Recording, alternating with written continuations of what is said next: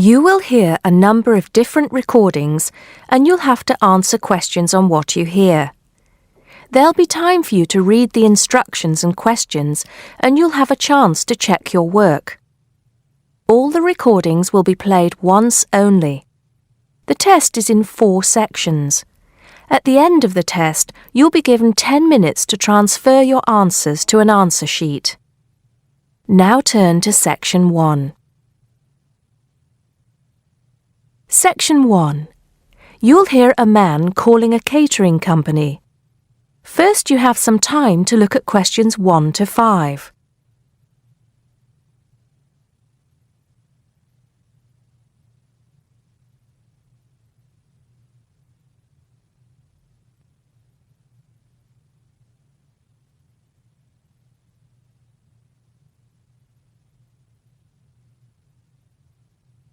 You'll see that there is an example which has been done for you. On this occasion only, the conversation relating to this will be played first. Hello, 5-star caterers. Can I help you? Oh, yes. I spoke to you an hour ago about the arrangements for our end-of-term party. The man is calling about a party, so party has been written on the form. Now we shall begin. You should answer the questions as you listen because you will not hear the recording a second time. Listen carefully and answer questions 1 to 5.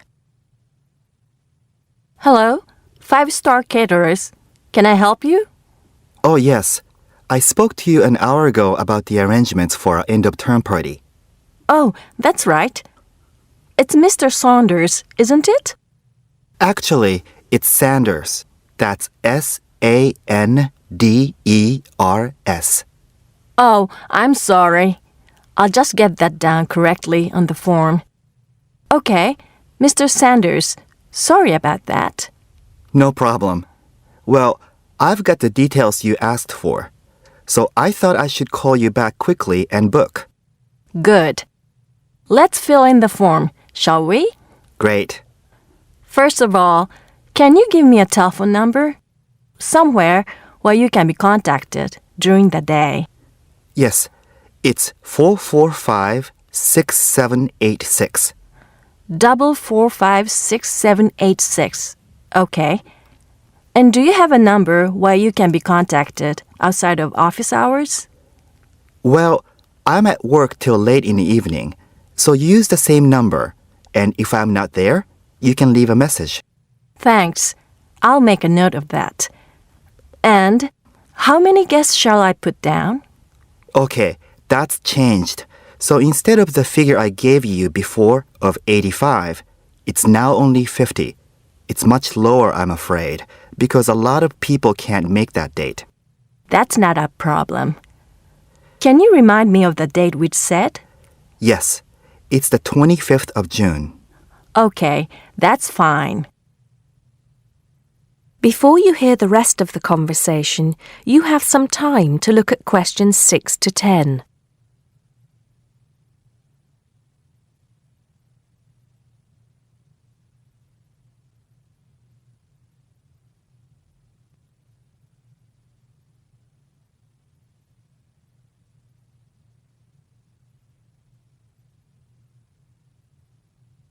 Now listen and answer questions 6 to 10. Now, did you have the chance to look at the tables on the website? Yes, I did. And I think the rectangular tables would be good. The long, thin ones.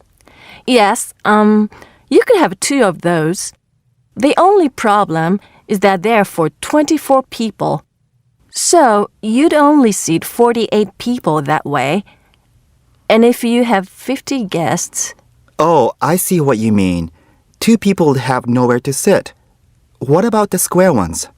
You'd have the same problem with numbers. Usually, for 50 people, we find the round tables work well. Not the smaller ones. They only seat 6 people. The ones that seat 10, the large ones. So do you think we should have 5 of those? I think that would work well. Okay, that's what we'll do then. Fine. And have you decided on the menu you would like? Yes, I think so. But I wanted to ask you, we talked about having the 3-course meal with waiter service, but in the end, we thought it would be a bit too formal. So that leaves the buffet or the 7-course banquet.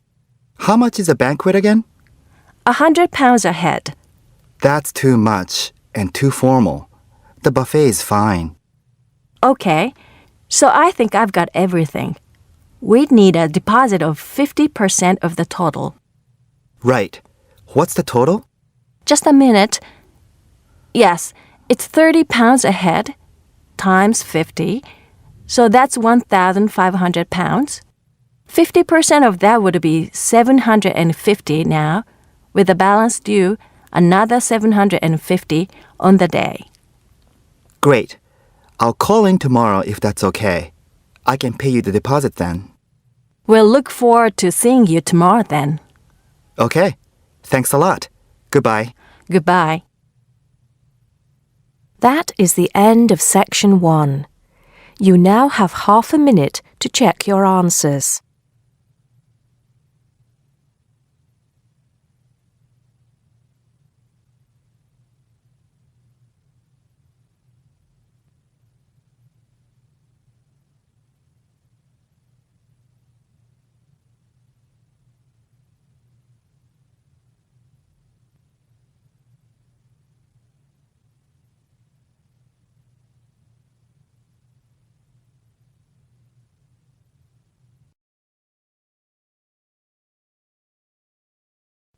Now turn to section 2.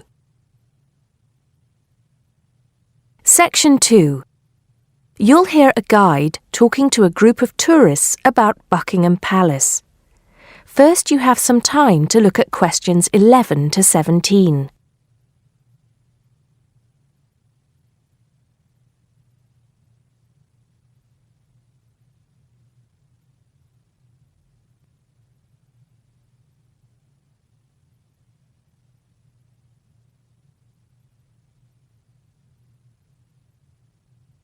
Now listen carefully and answer questions 11 to 17. Now, of course, Buckingham Palace is instantly recognisable to millions of people around the world. As we pass the palace, I'd like to tell you a few things about the history of this famous building. We think the first house was built here around 1624. In 1674, that house burned down and a new one was built, called Arlington House after its owner, the first Earl of Arlington. Then, in 1703, the first Duke of Buckingham changed the design of the house and the name. It was then known as Buckingham House. The building we see in front of us now has undergone many changes since it was first built. The east front, which is the part we see from the road, was added as part of the work done by Queen Victoria and was completed in 1850. But the palace has remained pretty much unchanged for nearly 100 years. The last major changes to the structure were made by King George V, who, in 1913, had the east front redesigned as a backdrop to the large memorial to Queen Victoria, which had just been placed outside the palace gates. Since then, only minor changes have been made. I should point out, though, that the palace was bombed 7 times during the Second World War, most seriously in 1940, when the palace's chapel was destroyed. Today, of course, it is the home of the royal family, but that wasn't always the case, although they did own most of the land it was built on.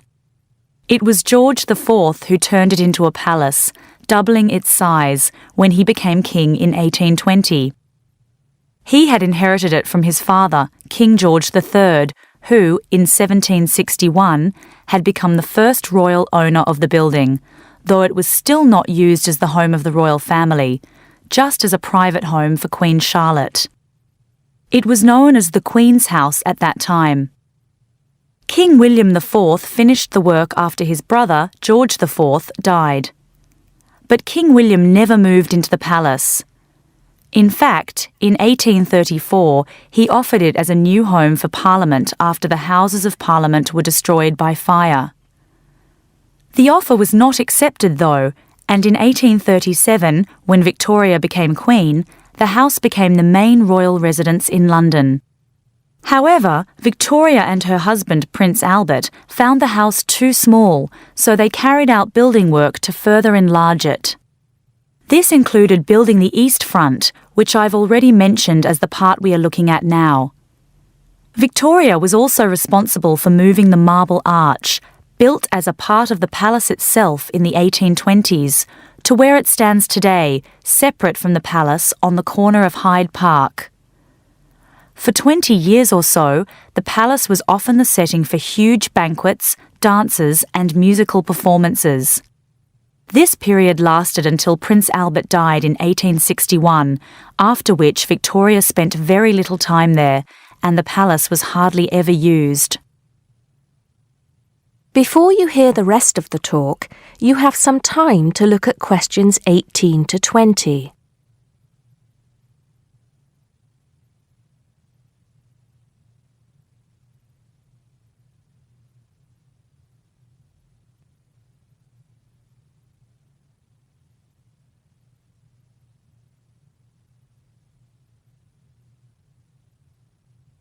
Now listen and answer questions 18 to 20. When Victoria died in 1901, Edward VII became king. He was responsible for most of the decoration inside that exists today, and the dark days of the later part of Victoria's reign were fairly quickly forgotten as the palace came back to life. The palace has been in continual use by the British royal family ever since. A lot of people ask me if they can visit the palace. One way is if you're lucky enough to be invited to one of the 3 garden parties usually held every year. As many as 8,000 people attend these, although most of them do not get to meet any members of the royal family, and they don't see much of the inside of the palace. The garden is, however, quite spectacular, and it is the largest private garden in London, with an artificial lake, 30 different species of bird, and over 350 different wild flowers, some of which are extremely rare. Inside the palace, there are 240 bedrooms, 92 offices, and 78 bathrooms. There are also 19 staterooms, which are used for official engagements and ceremonies. Members of the public are only allowed to visit the staterooms, and then only in August or September when the monarch is not there. It's worth it, though, because there's a lot to see in the staterooms, including examples of some of the world's best art with works by Rembrandt, Rubens, and Canaletto. The tour, which lasts up to 2.5 hours, ends in the garden, where you can see more of the outside of the palace not visible from the road. That is the end of section 2. You now have half a minute to check your answers.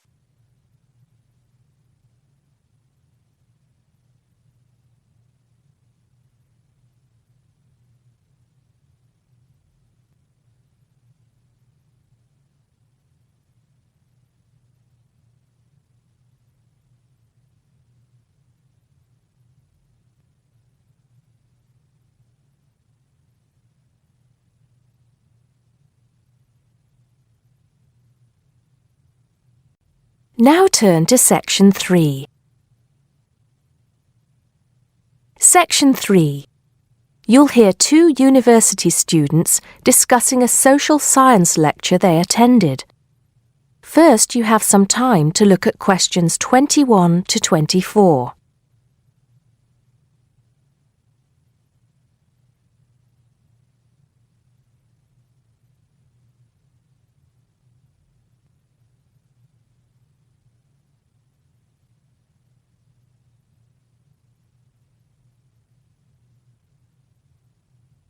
Now listen carefully and answer questions 21 to 24.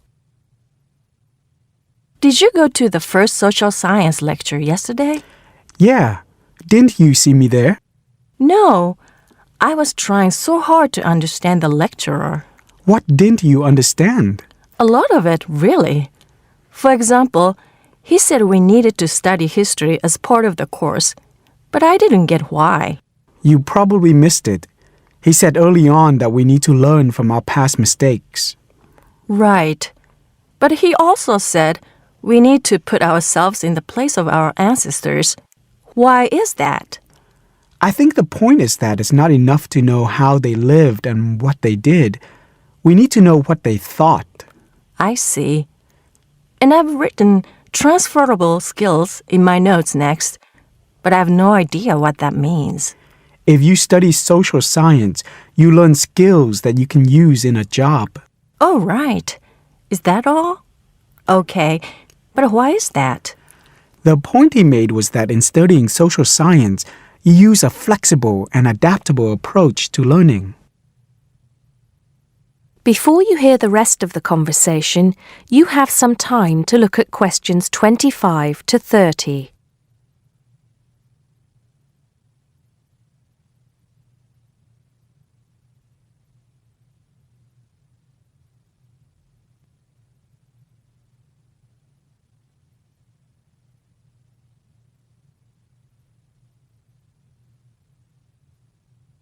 Now listen and answer questions 25 to 30. He also kept mentioning all the other subjects we will need to study as part of the course. I didn't write them all down, did you? Some of them. I think I can make sense of my notes. The first one was anthropology, which he said would cover prehistory and archaeology as well. Okay. Then there's economics. I wrote down that this was not meant to mean that we will spend all our time looking at economic theory, but more that we need to see how humans behave. That's good. I don't think I could handle economic theory. He said something about education too, didn't he? Yeah. He said we'll be looking at how cultural information is handed down from one generation to the next through teaching children. He said we'd be focusing on geography too, but I can't really remember which aspects. Can you? I noted it down, I think. Here we are, yes, particularly in relation to urban planning. It's law that I got confused about. I didn't understand why he linked that to economics. I think he meant that laws affect the way wealth is distributed. That makes sense. Now, what are the science wars? Okay, I did get that. The science wars are about how social science collects information. In sociology and social work, and in social science generally, they can only study patterns of behavior and observe. If you compare that to the way scientists work in physics or chemistry, it's very different because they use specific experiments that can be tested and which give concrete answers. Social studies is often accused of being unscientific. That's all. Okay. But it still looks like a good course, doesn't it? You don't have any regrets, do you? None at all. I'm looking forward to it. That is the end of section 3. You now have half a minute to check your answers.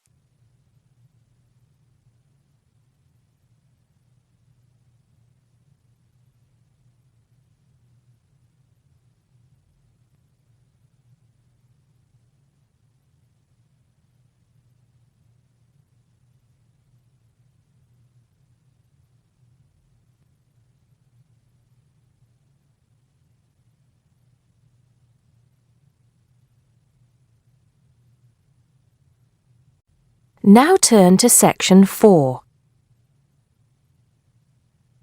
Section 4. You'll hear a lecturer talking to students about America in the 1960s. First, you have some time to look at questions 31 to 37.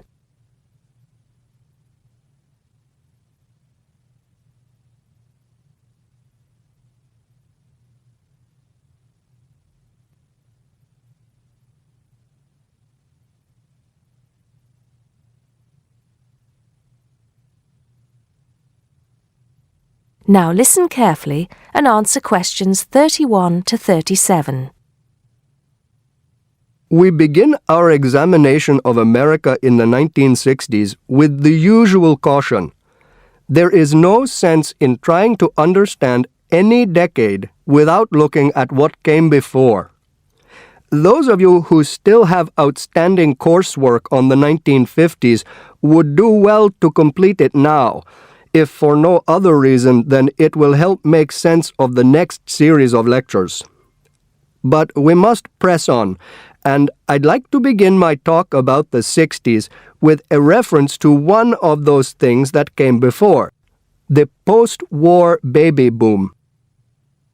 With the end of the Second World War in 1945, there began in the USA an era of perceived prosperity and security.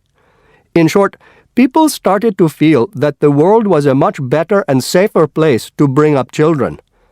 So, at the start of the 60s, all those children born in the baby boom, 70 million in the US alone, were teenagers. As the 60s progressed, and as this large number of people approached adulthood, there was a noticeable shift in the balance of power, and young people began to have a voice in ways that were not considered possible in the more conservative atmosphere of the preceding decade. Things were moving forward at a rapid pace. The literature of the time brought out all the taboos. Everything was covered, such as race, in, for example, the book To Kill a Mockingbird. The role of women changed, and equality for women, well, let's just say that once certain books were published, women were no longer going to be satisfied with their roles as devoted wives and mothers. Through literature alone, the whole fabric of society was challenged, and by the end of the 60s, things would never again be as they had pretty much been for the preceding 40 years. It was a decade of protest, civil rights protests, feminism, the rights of minorities, the Vietnam War. All these causes led to peaceful and not so peaceful protests on college campuses and elsewhere. People had been given freedom of speech and they were going to use it. The crime rate rose to 9 times what it was in the 50s, as respect for the old order faded away. But it was also a time of great development. In medicine, the 60s saw the first heart transplant. In technology and the space race, where we saw the first American in orbit and lasers being invented at the start of the decade, and the first man on the moon, and the first primitive internet at the end. Before you hear the rest of the talk, you have some time to look at questions 38 to 40.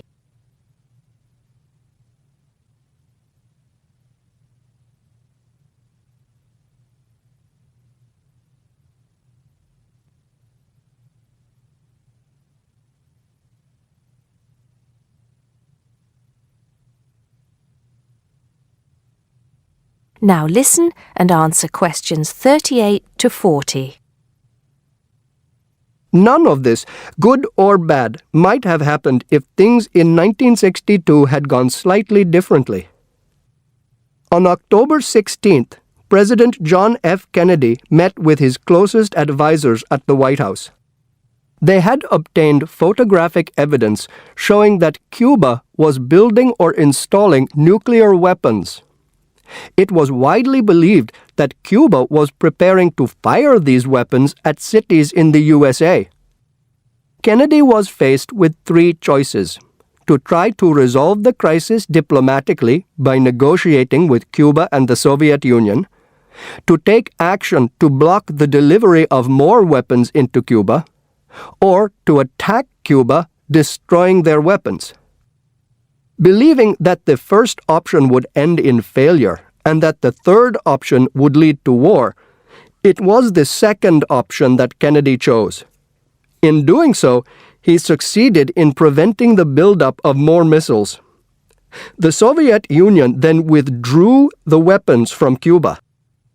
Most historians agree that if Kennedy had acted differently, the episode would have led to a full-scale nuclear war between the United States and the Soviet Union.